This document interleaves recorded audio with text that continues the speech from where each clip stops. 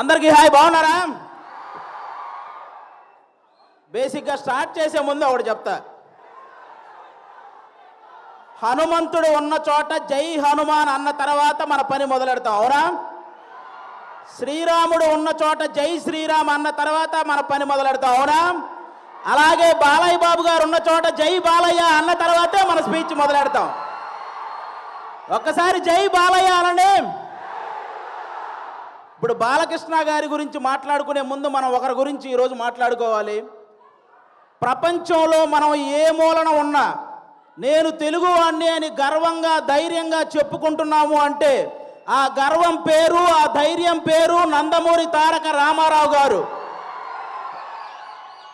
శ్రీరాముడు, శ్రీకృష్ణుడు ఈ దేవుళ్ళు ఎలా ఉంటారో మనకు తెలియదు, కానీ రామారావు గారు ఆ పాత్రలు వేసినప్పటి నుంచి శ్రీకృష్ణుడుగా ఆయన ఫోటోలే ఇంట్లో పెట్టాం, శ్రీరాముడుగా ఆయనకే చేతులెత్తి దండం పెట్టాం, అవునా కాదా?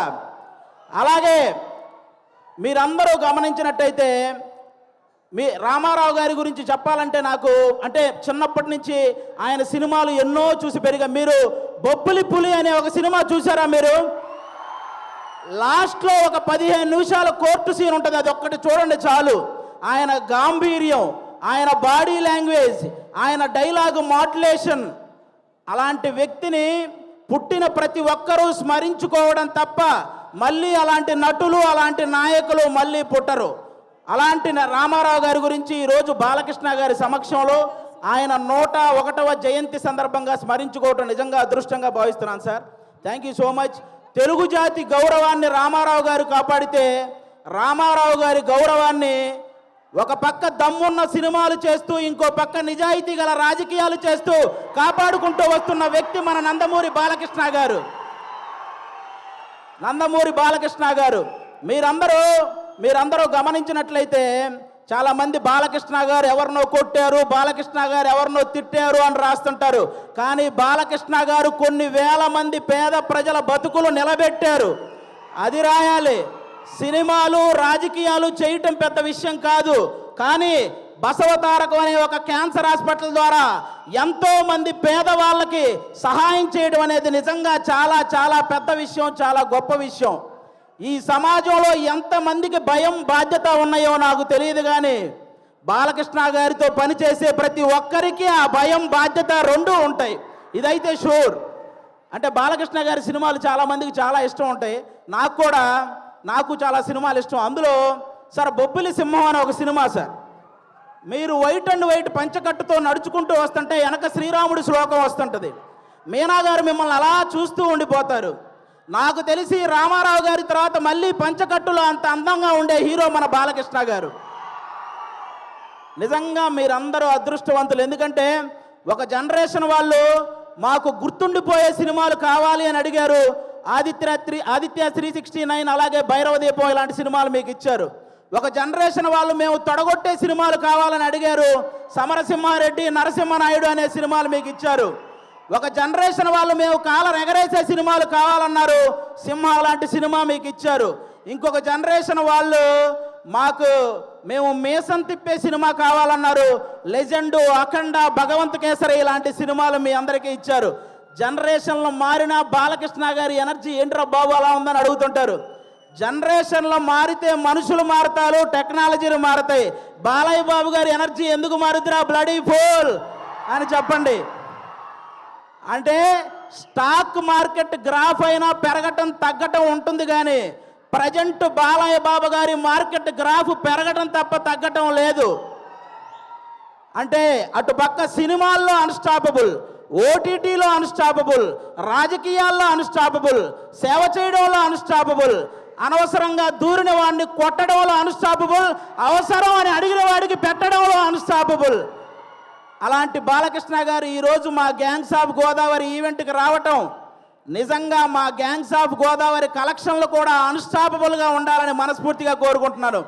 మా సినిమా ఎలా ఉండబోతుంది అంటే 10 నిమిషాల్లో క్లోజ్ అయ్యే పబ్బు ముందు జై బాలయ్య అనే స్లోగన్స్ వస్తే ఎంత కిక్ వస్తుందో మా గ్యాంగ్స్ ఆఫ్ గోదావరి సినిమా అంత కిక్ ఇస్తుంది మీకు. బాలకృష్ణ గారి చేతిలో ఉన్న మైక్ స్టైల్గా అలా ఎగరేసి పట్టుకున్నప్పుడు ఎంత కిక్ వస్తుందో మా గ్యాంగ్స్ ఆఫ్ గోదావరి సినిమా అంత కిక్ వస్తుంది. బాలకృష్ణ గారు ఇంట్రెస్టింగ్గా మాట్లాడుతున్నప్పుడు మధ్యలో ఫోన్ వస్తే ఆ ఫోన్ తీసి స్టైల్గా ఇసిరేసినప్పుడు ఎంత కిక్ వస్తుందో మా గ్యాంగ్స్ ఆఫ్ గోదావరి సినిమా అంత కిక్ వస్తుంది. పద్ధతిగా ఫోటో దిగాల్సినోడు ఫోన్ తెచ్చి మొహాన పెట్టినప్పుడు బాలకృష్ణ గారు అలా తడితే మీకు ఎంత కిక్ వస్తుందో మా గ్యాంగ్స్ ఆఫ్ గోదావరి సినిమా అంత కిక్ వస్తుంది. బాలకృష్ణ గారి సినిమాల్లో సెకండ్ హాఫ్లో వచ్చే క్యారెక్టర్ మనకి ఎంత కిక్కిస్తుందో ఈ గ్యాంగ్స్ ఆఫ్ గోదావరి సినిమా కూడా అంత కిక్కిస్తుంది. ఫైనల్గా ఒక మాటలో చెప్పాలంటే మ్యాన్షన్ హౌస్ వేస్తే ఎంత కిక్ వస్తుందో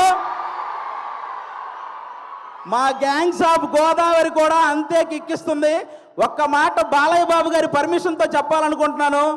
రేపొద్దున నందమూరి నటసింహం, కొనిదెల కొదమసింహం అసెంబ్లీలో అడుగు పెడితే ఎంత కిక్ వస్తుందో మా గ్యాంగ్స్ ఆఫ్ గోదావరి కూడా అంతే కిక్ వస్తుంది. ఇది మీరందరూ గుర్తుపెట్టుకోవాలని నేను కోరుకుంటున్నాను. అలాంటి బాలయ్య బాబు గారు ఈరోజు మా ఈవెంట్కి రావడం నిజంగా మా అదృష్టం. Thank you sir, thank you so much. ఈ సినిమాలో విశ్వక్సేన్ గారు ఒక 28 ఏళ్ల కుర్రాడు రత్న అనే పేరుతో థియేటర్లో చేయబోయే మాస్ జాతరను మీరందరూ రేపు 31వ తేదీ చూడబోతున్నారు. మామూలు విషయం కాదు. అతను విశ్వక్సేన్ అనే అతను సినిమాలు చేస్తే ఒకటి పెట్టిన డబ్బులు వెనక్కి వస్తాయి, లేకపోతే లాభాలు వస్తాయి, నష్టాలు మాత్రం రావు. అలాంటి పర్ఫార్మర్ అతను. 24 క్రాఫ్ట్స్ మీద పట్టున్న వ్యక్తి మన విశ్వక్సేన్ గారు. అలాంటి వ్యక్తికి ఈ సినిమా పెద్ద విజయాన్ని ఇవ్వాలని మనస్ఫూర్తిగా కోరుకుంటున్నాను. ఇక డైరెక్టర్ కృష్ణ చైతన్య గారు తన మైండ్లో గుర్తొచ్చిన డైలాగును మీ మైండ్లో గుర్తుండిపోయేలా రాసే రైటర్ కమ్ డైరెక్టర్ మన కృష్ణ చైతన్య గారు. మనందరికీ త్రివిక్రమ్ గారు అంటే చాలా ఇష్టం. త్రివిక్రమ్ గారికి కృష్ణ చైతన్య అనే వ్యక్తి చాలా ఇష్టం. కాబట్టి ఈ సినిమాలో ముఖ్యంగా కుప్పలుగా డైలాగులు ఉంటాయి. మీరు అవన్నీ కూడా ఎంజాయ్ చేస్తారు. నెక్స్ట్ అంజలి గారు మిమ్మల్ని సీత అనే ఒక క్యారెక్టర్తో మైమరిచిపోయేలా చేసింది. గీతాంజలి అనే ఒక క్యారెక్టర్తో భయపించేలా చేసింది. ఈరోజు ఈ రత్నమాల క్యారెక్టర్తో ఆ 2 క్యారెక్టర్లు మర్చిపోయేలా చేయబోతుంది అంజలి గారు. ఇంకో పక్క మా నేహా శెట్టి డీజే టిల్లునే భయపెట్టిన రాధిక. ఈ సినిమాలో రత్నాకి భయపడబోతున్న బుజ్జి లాగా తను చూడబోతున్నారు. రాధికాని మర్చిపోతారు, బుజ్జిని గుర్తుపెట్టుకుంటారు. షూర్ షాట్గా చెప్తున్నాను. ఈ గ్యాంగ్స్ ఆఫ్ గోదావరి సినిమాతో మీ అందరికి ఇంకో మాట కూడా చెప్తాను. ఒక హీరోని అభిమానిస్తే ఇంకో హీరోకి వ్యతిరేకమేమో అనుకునే వాళ్ళందరికీ నేను చెప్తున్నాను, మాకు తెలుగు సినిమా అంటే పిచ్చి, తెలుగు హీరోలు అంటే పిచ్చి. అందరినీ అభిమానిస్తాం, అందరినీ గౌరవిస్తాం. తెలుగు సినిమా బాగుంటే టోటల్ అందరం బాగుంటామని భావిస్తాం. అలాంటి ఈరోజు మీరందరూ కూడా ఈ సినిమాకి వచ్చి మా సినిమాని ఆశీర్వదించడానికి వచ్చినందుకు థ్యాంక్ యూ సో మచ్. అలాగే ఈ మధ్య థియేటర్కి జనాలు రావటం కొంచెం తగ్గింది.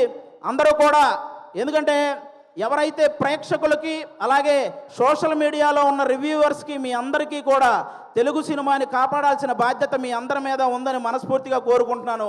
ప్రొడ్యూసర్స్ని దృష్టిలో పెట్టుకొని రివ్యూలు రాయాలని కోరుకుంటున్నాను. ఎందుకంటే ఒక సినిమా పోతే ఇంకో సినిమా చేయడానికి హీరో అనేవాడు మనోధైర్యం తెచ్చుకుంటే చాలు, కానీ ప్రొడ్యూసర్ అనేవాడు మనోధైర్యంతో పాటు మనీ కూడా తెచ్చుకోవాలి.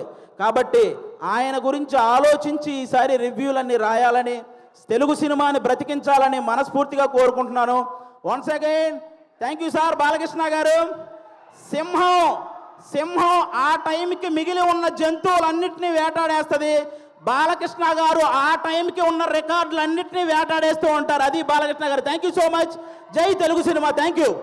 అది ఒక డైలాగ్ కూడా చెప్పేరాదు బాలయ్య బాబు గారి డైలాగా?